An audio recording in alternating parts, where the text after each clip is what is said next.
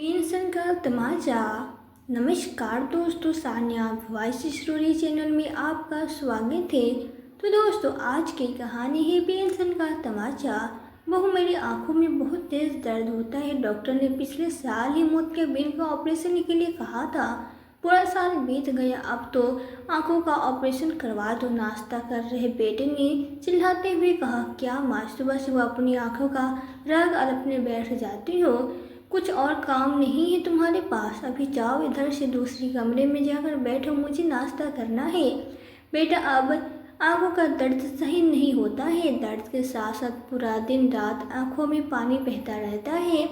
तुमसे कितने दिनों से कह रही हूँ कि मेरी आंखों का ऑपरेशन करवा दो, लेकिन तुम सुनते ही नहीं हो। चिल्लाते हुए बहू कहती है, हम अकेले नहीं हैं तुम्हारी आंखों का ऑपरेशन कराने के लिए, और भी 5 बेटे हैं तुम्हारे, उनसे भी कहो कोई तुम्हारा ऑपरेशन करा दे। हमें क्यों करवाएं? अब जाओ, इधर से बाहर से बुतरे पे बैठ जाओ, हम लोगों को शांति से नाश्ता कर लेने दो। सुबह सुबह कुछ न कुछ चिक चिक लेकर बैठ जाती हो।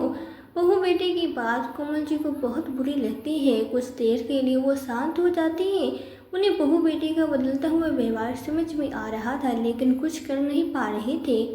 बस उनके पति इस दुनिया से गए हैं, तब से उनके बेटे बहू ने किस तरह से मुंह मोड़ा है, पल पल इस बात को वो महसूस कर रही है। पति के रहते हुए घर में उनका बहुत मान सम्मान था। बहू बेटे बात भी मानते थे, लेकिन जब से पति गए हैं तब से बहू बेटे घर से ऐसे निकाल दिया है जैसे दूध में से मक्खी को निकाल कर फेंका जाता है। फिर भी अपमान का घूंट पीकर बहू से कहती है, बहू माना कि मेरे 5 बेटे हैं, और लेकिन तुम्हारे ससुर जी की जितनी पेंशन आती है वो सब छोटा बेटा ही अपने पास रखता है, इसलिए उससे कह रही हूँ कि कम से कम अब पेंशन के पैसों से मेरी आंखों का ऑपरेशन करवा दो। वैसे भी मैंने अपने बेटे बहू से कभी ज़्यादा उम्मीद नहीं की है, और न ही मेरे कोई खर्च है। अगर किसी और बेटे से कहूँगी तो वो भी मुझसे यही कहेगा कि जिस पेंशन दे रही हो उसी से अपनी आंखों का ऑपरेशन करवाओ। इसलिए सबसे पहले तुम्हारा ही कर्तव्य बनता है मेरी आंखों का ऑपरेशन करवाने का।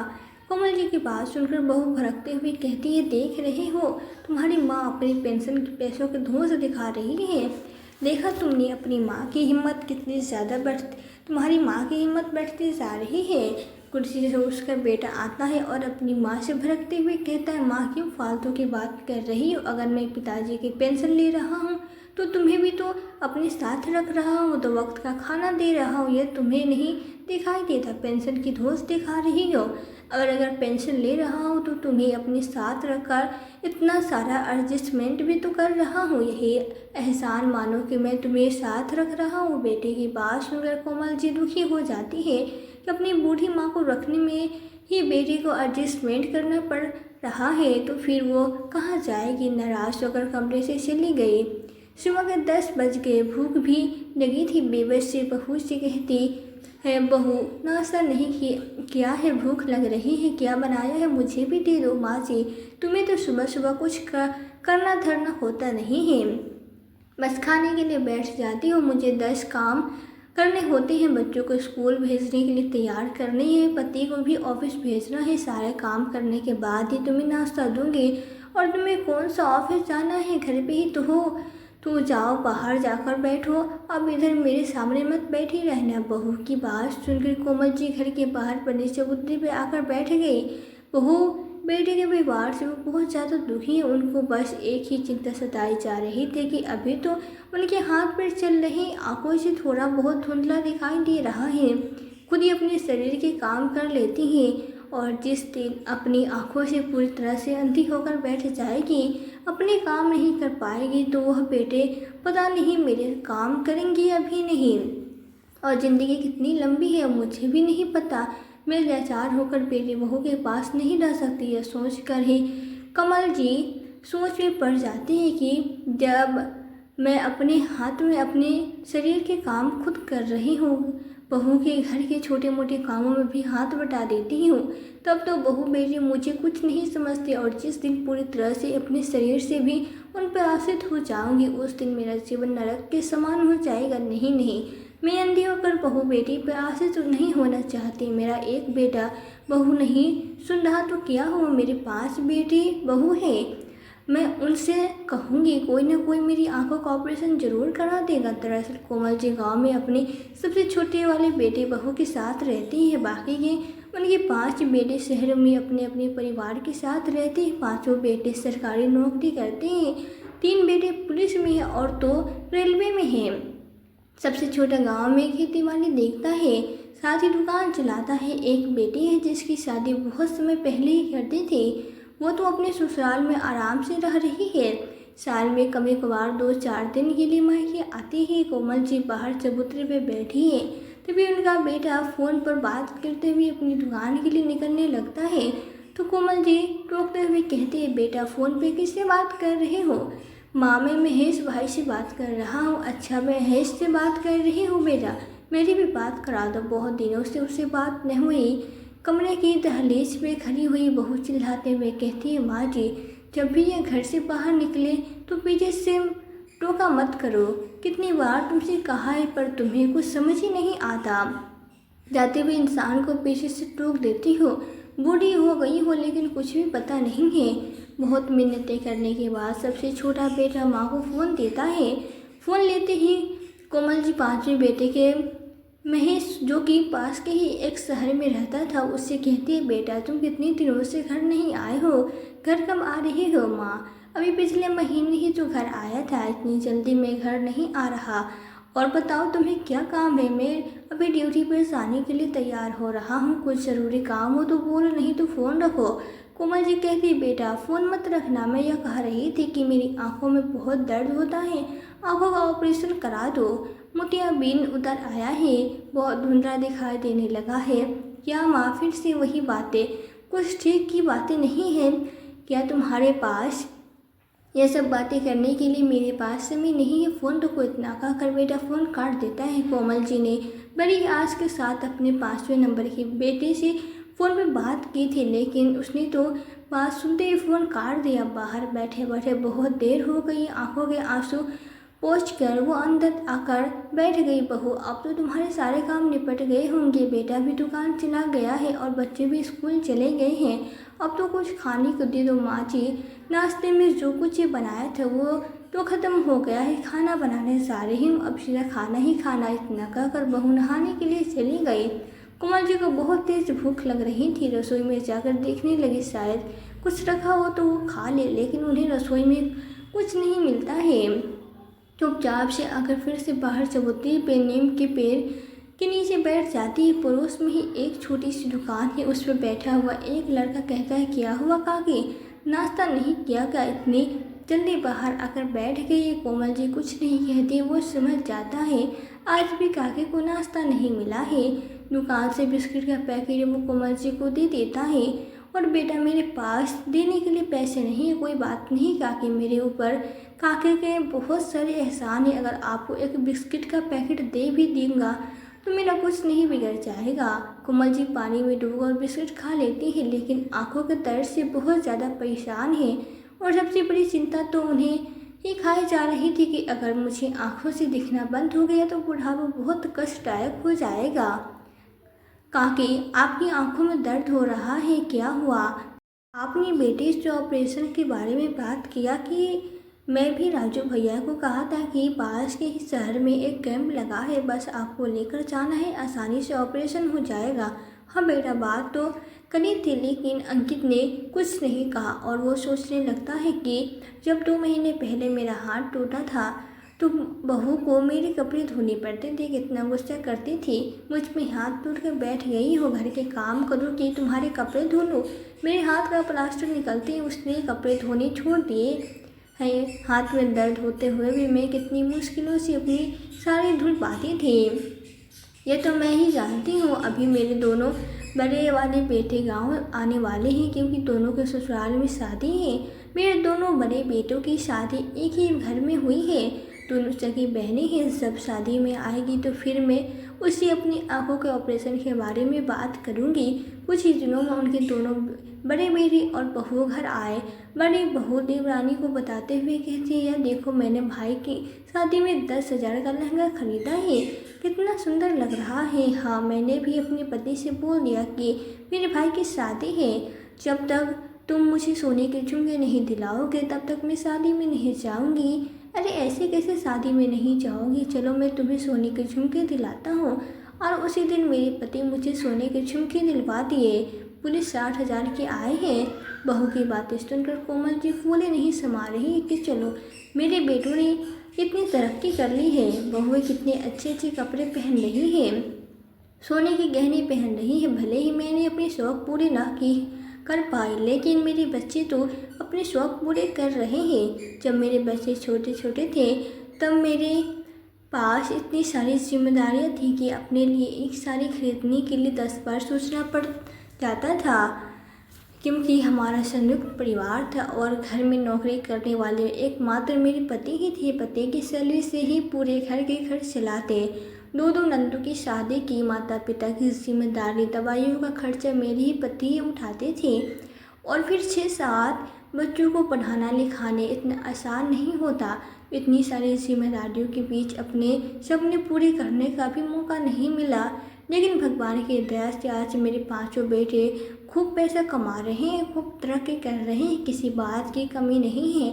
रात में सभी लोग बैठकर खाना खा रहे थे, तभी कोमल जी आती है और अपने दोनों बड़े बेटों से कहती है, बेटा इस बार मैं तुम्हारे साथ शहर चलूँगी। जिसे सुनकर दोनों बेटे और बहुएं में ऐसे चुप हो जाते हैं जैसे उन्हें सांप सूख गया हो।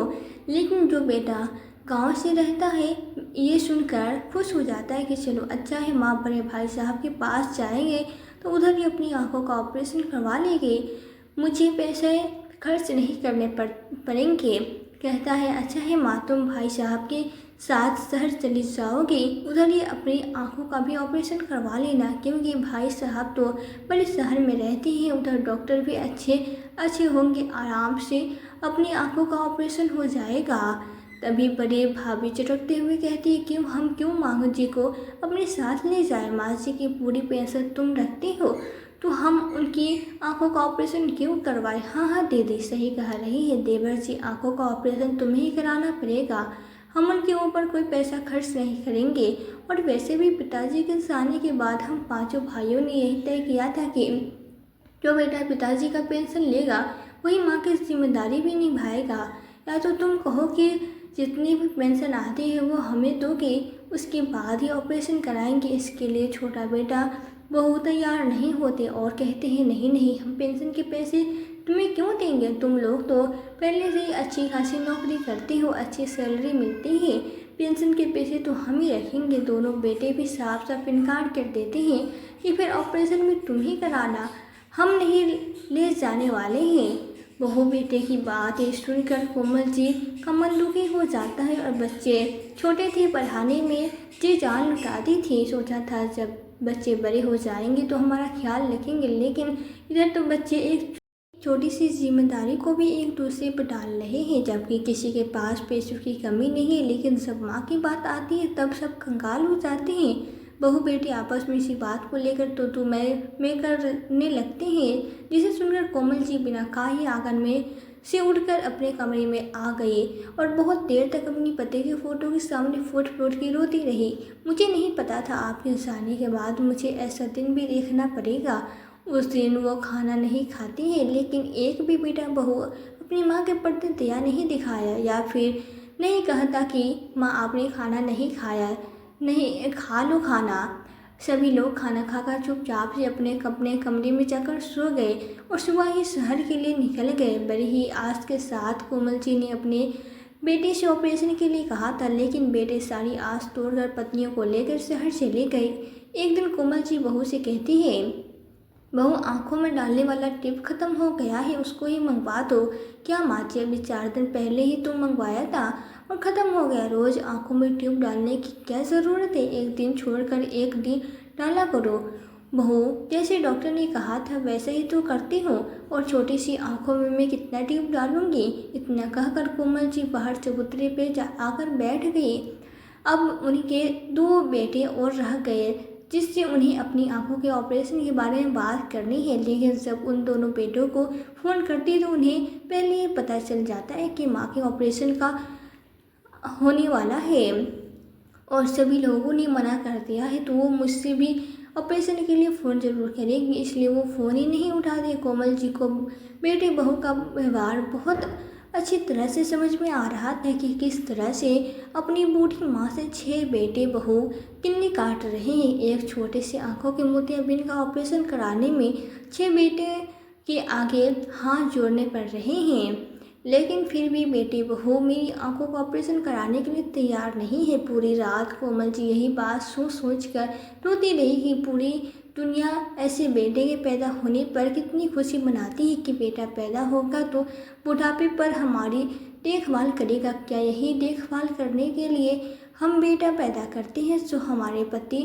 संपत्ति तो लेते हैं, लेकिन जब देखभाल की बारी आती है तो सभी एक दूसरे पे माँ का बोझ समझ कर डालने की कोशिश करते हैं और अपनापन झाड़ लेते हैं। पूरी रात कोमल जी सोई नहीं, लेकिन उन्हें इतना समझ में आ जाता है कि वह बेचारी बनकर जिंदगी नहीं काटने वाली बुढ़ापा किसी ने नहीं देखा है।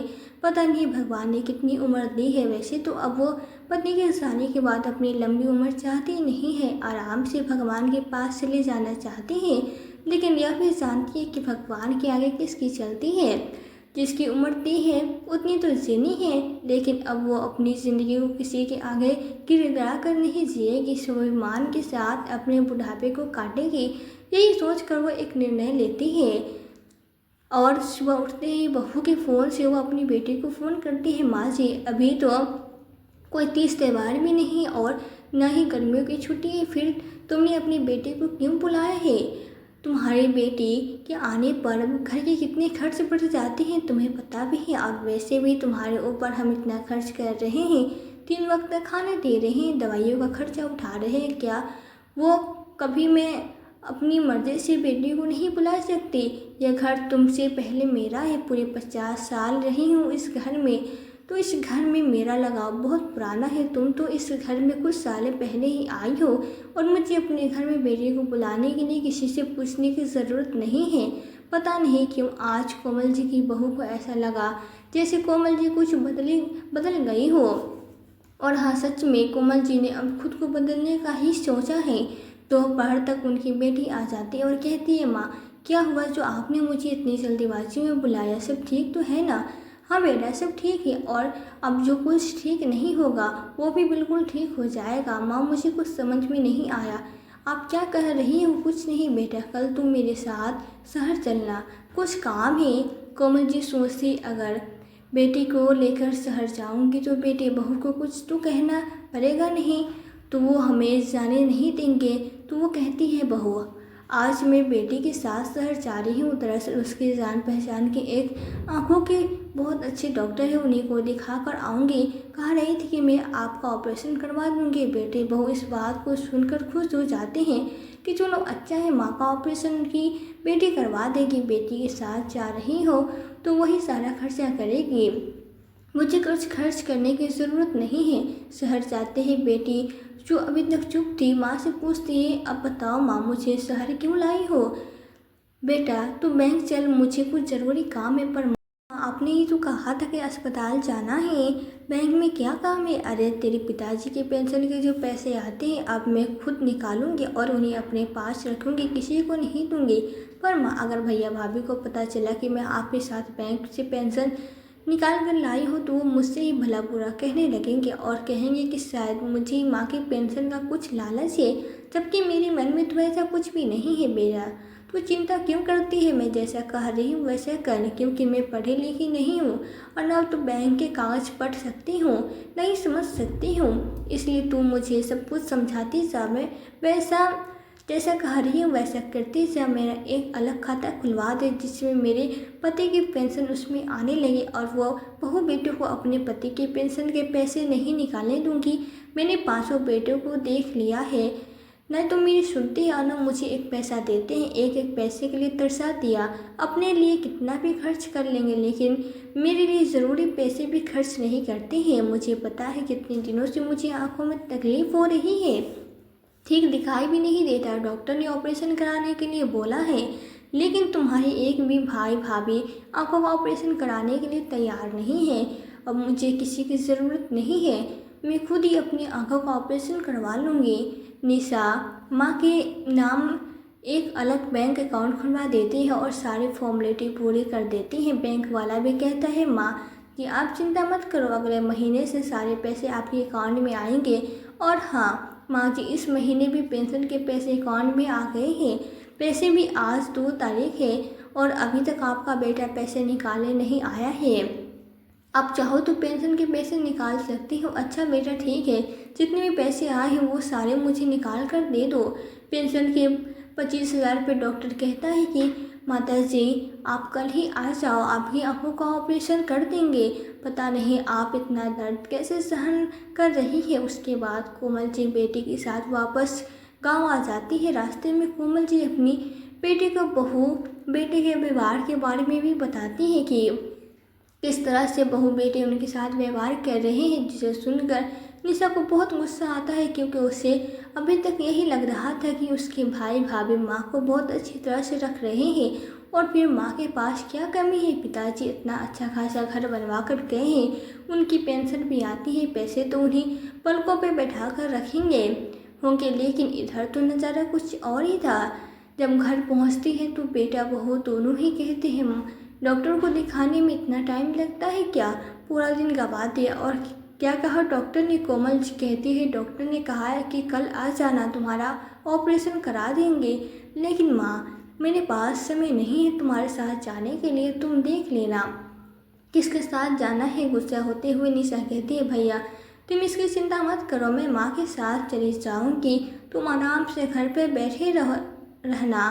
तुम्हारा क्या मतलब है। कुछ नहीं भैया, इतना कहकर निशा माँ के साथ कमरे में चली गई। दूसरे दिन निशा कोमल जी को लेकर शहर गई और उनका एक अच्छे से डॉक्टर से आंखों का ऑपरेशन करवा देती है। हफ्ते भर में ही वो गांव वापस आ गई। इस एक हफ्ते में ही बेटे ने यह ज़रूरी नहीं समझा कि अस्पताल से माँ से मिल आए, बस फॉर्मेलिटी के लिए एक फ़ोन कर लिया और उससे भी माँ का हालचाल जान लिया। किसी ने यह भी नहीं पूछा कि ऑपरेशन के लिए पैसे कहाँ से आए, क्योंकि सब भाइयों को लग रहा था कि पैसे निशा ने खर्च किए हैं। और ज़्यादा बात इसलिए नहीं की कि कहीं निशा हमसे ऑपरेशन के पैसे न मांगने लगे, इसलिए फॉर्मेलिटी भर फ़ोन किया और काट दिया। इधर गांव वाला बेटा जब बैंक में पेंशन के पैसे निकालने गया तो पता चला कि पेंशन के पैसे तो उसकी माँ निकाल कर ले गई है, जिसे सुनकर उसके होश उड़ गए। गुस्से से आग बबूला हो गया और माँ की हिम्मत कैसे हुई पेंशन के पैसे निकालने की। आने दो माँ को, तब अच्छे से खबर लूँगा। हफ्ते भर में ही कोमल जी बेटी के साथ गांव वापस आ गई। निशा माँ के लिए बहुत सारा खाने पीने का सामान भी शहर से लेकर आई थी, जिसे बहुत सारे फल मेवे और गाय का घी भी शामिल था। बेटा बहू पहले से ही आग बबूला होकर माँ के आने का इंतजार कर रहे थे और जैसे ही वो फलों से भरे बैग को देखते ही पूरे बैग को पलट कर चिल्लाते हुए बहू कहती है देख रहे हो यहाँ लुटाए जा रहे हैं पेंशन के पैसे, देखो कितने सारे फल और मेवे तुम्हारी बूढ़ी माँ अपने लिए लेकर आई है। बुढ़ापे में इन फलों को खाकर अपना शरीर चमकाएगी, पता नहीं इतने फल और मेवे खाकर बुढ़ापे में क्या करेगी। कब्र में तो पैर लटके हैं, फल मेवे तो ऐसे लेकर आई है जैसे अभी उसकी पूरी जिंदगी जीनी है। निशा भाभी की बात सुनकर निशा से रहने जाता और गुस्से होते हुए कहती है भाभी ऐसा किसने कहा है कि बुढ़ापा आ जाता है तो खाना पीना छोड़ देते हैं। अरे बुढ़ापे पर तो और पौष्टिक खाना खाने की ज़रूरत होती है जिससे हम बीमार न पड़े। अगर बीमार पड़ते हैं तो वो बेटे का भी काम बढ़ जाता है। अच्छा है कि बड़े बुजुर्गों को सही समय पे दिखाकर उन्हें स्वस्थ रखें। और अगर माँ अपने लिए खाने पीने का सामान लेकर आई है तो इसमें आपको तकलीफ़ क्यों हो रही है।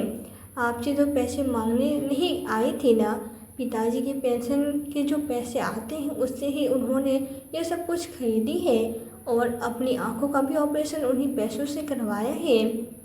क्या माँ तुमने पेंशन के पैसों से ऑपरेशन करवाया है। मुझे तो लग रहा था निशा ने ऑपरेशन के लिए पैसे दिए हैं। गुस्सा होते हुए कोमल जी कहती है कि बेटा प्रॉपर्टी तुम रखो और ऑपरेशन के पैसे निशा दे, या कहाँ करने आए हैं। माँ तुमने पेंशन के पैसों को कैसे निकाला? तुम्हारी हिम्मत कैसे हुई? क्यों बेटा? मेरे पति की प्रॉपर्टी में मेरा भी हक है और इस हक से मैंने वो पैसे निकाले हैं। पेंशन पे पहला हक उसकी पत्नी का होता है, ना कि बेटे बहू का। और तुम मुझे पेंशन के पैसे निकालने से रोक नहीं सकती हो। अगर ज़्यादा 3-5 करोगे तो पुलिस को खबर कर दूंगी। पुलिस वाले तुम दोनों की अच्छे से खबर लेंगे। कोमल जी की बात सुनकर बहू कहती है, माँ जी भले ही आप अपनी पेंशन की ठोस दिखा रही हो, लेकिन जब तुम्हारा बुढ़ापा आएगा और तुम्हें ज़रूरत पड़ेगी तो तुम्हारे यही बेटे बहू काम आएंगे, तुम्हारे बेटे काम नहीं आएंगे। बेटा वो तो सामने दिख रहा है कि मेरे काम कौन आया है। मैं तुम लोगों के आगे हाथ पैर जोड़ती रही, लेकिन किसी ने मेरा आँख का ऑपरेशन नहीं करवाया। बाद में मेरी बेटी ही मेरे काम आए तो तुम लोग मेरे बुढ़ापे पे और क्या काम आओगे? चिल्लाते हुए बेटा कहता है, मुझे सब समझ में आ रहा है। तुम दोनों माँ बेटी पेंशन के पैसों को हड़पना चाहती हो। निकल जाओ मेरे घर से और चले जाओ अभी बेटे के घर। बड़ी हिम्मत जुटाकर कोमल जी बेटे के गाल पे एक थप्पड़ जड़ देती है और कहती है, कौन क्या हड़प रहा है? या तो मुझे साफ साफ दिखाई दे रहा है, जब मेरा अपना घर है तो मैं बेटी के घर क्यों जाने लगी? और तुम्हारा घर ये कैसे हो गया? यह मेरे पति का घर है, उन्होंने बनवाया है। यह घर मेरा है, पेंशन के पैसे भी मेरे हैं। अब तुम लोग मेरे घर से निकल जाओ। मैं तुम लोगों को अपने घर में नहीं रखूँगी। अब मेरी आंखों का ऑपरेशन भी हो गया है, मुझे ठीक से दिखाई देने लगा है।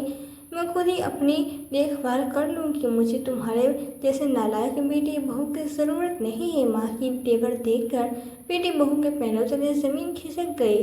कह देना अपने बाकी के भाइयों से कि माँ घर और ज़मीन का बंटवारा करने वाली है। घबरा कर छोटा बेटा 5 भाइयों को फ़ोन कर देता है और पेंशन के साथ साथ घर ज़मीन के बंटवारे के बारे में सब कुछ बता देता है।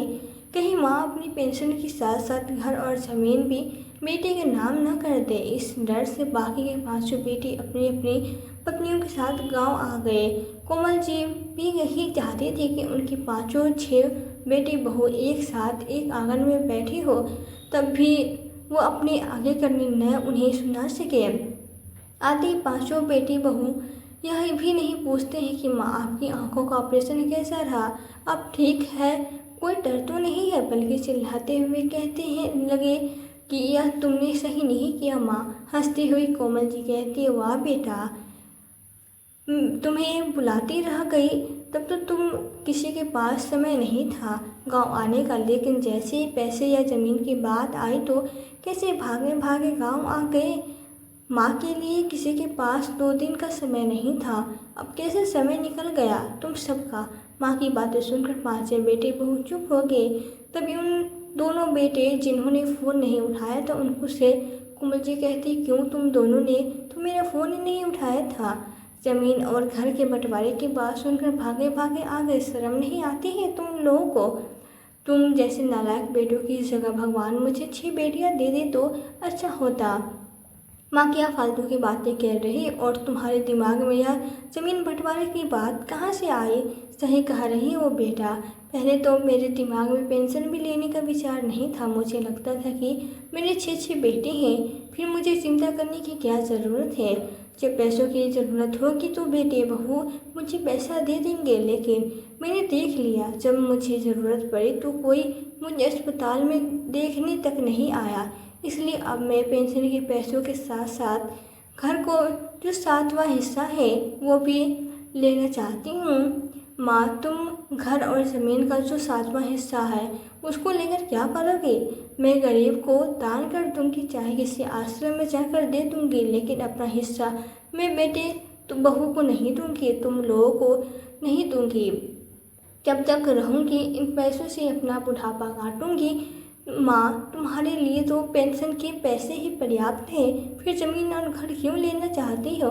कि मैं अपने हिस्से का एक टुकड़ा भी तुम लोगों को नहीं देना चाहती। भले ही सड़क के भिखारी को दे दूँ, जिसको देना होगा दे दूँगी, जो मेरी सेवा करेगा उसे दे दूँगी, लेकिन फोकट में अपना हिस्सा किसी को नहीं दूँगी। और अंत में कोमल जी अपने घर और ज़मीन का 7वां हिस्सा लेती है। अब उनके पास ना तो पैसे की कमी है और ना किसी और चीज़ की।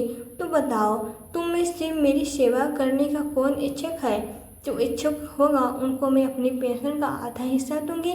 सभी बेटे कहने लगते हैं माँ आप मेरे साथ शहर चलो। तो दोनों बड़े बेटे भी कहने लगते हैं आप मेरे साथ शहर चलो। हम दोनों भाई आपस में ही रहते हैं, जहाँ आपका मन करे उधर आते जाती रहना। कल तक जो बेटे बहू बूढ़ी माँ को बोझ समझकर एक दूसरे पर डाल रहे थे और किन्नी काट रहे थे, भैया आज पैसों की लालच में माँ को अपने साथ ले जाने के लिए लड़ झगड़ने लगे और एक एक करके अपने पास माँ को बड़े आराम से रखने लगे, उनकी सेवा भी करने लगे। अब अपने हिस्से का घर और ज़मीन पेंशन सब कुछ कोमल जी अपने हाथ में रखती है और जितना ज़रूरी होता है जिस बेटे के पास रहते हैं उतना खर्च कर लेती हैं, बाकी अपने पास रखते हैं। तो दोस्तों अगर बुढ़ापे पर वो बेटे बहू सेवा नहीं करते तो बुजुर्गों को अपने लिए कदम उठाना चाहिए, क्योंकि जहाँ घी सीधी उंगली से नहीं निकलती है वहाँ पर उंगली टेढ़ा करना ही पड़ता है। और कोमल जी ने भी यही किया। जब हम अपना सब कुछ बच्चों को दे देते हैं और उन पर आश्रित हो जाते हैं और बाद में अपने ही पैसे उनसे हाथ फैलाकर मांगने पड़ते हैं तो बेटे हमारे ही पैसे हमें देने से एहसान दिखाते हैं। तो अच्छा है कि बुढ़ापे पर अपने पैसे अपने हाथ में रखें, भले ही आधा हिस्सा हम बच्चों को दे दे रहे हैं लेकिन कुछ हिस्सा अपने लिए रखें। तो दोस्तों यह थी हमारी आज की कहानी। आज की कहानी आपको कैसी लगी हमें कमेंट बॉक्स में कमेंट करके ज़रूर बताएं। यदि वीडियो आपको अच्छी लगी हो तो वीडियो को लाइक और शेयर करके, चैनल पे यदि नए हो तो चैनल को सब्सक्राइब जरूर कर दे, साथ ही बेल आइकन को प्रेस कर दे ताकि आने वाली वीडियोस की नोटिफिकेशन आपको मिलती रहे। तो आज के लिए बस इतना ही, मिलती हूँ आपसे एक नई वीडियो में एक नई कहानी के साथ। कहानी में अंत तक बने रहने के लिए आपका दिल से बहुत बहुत धन्यवाद।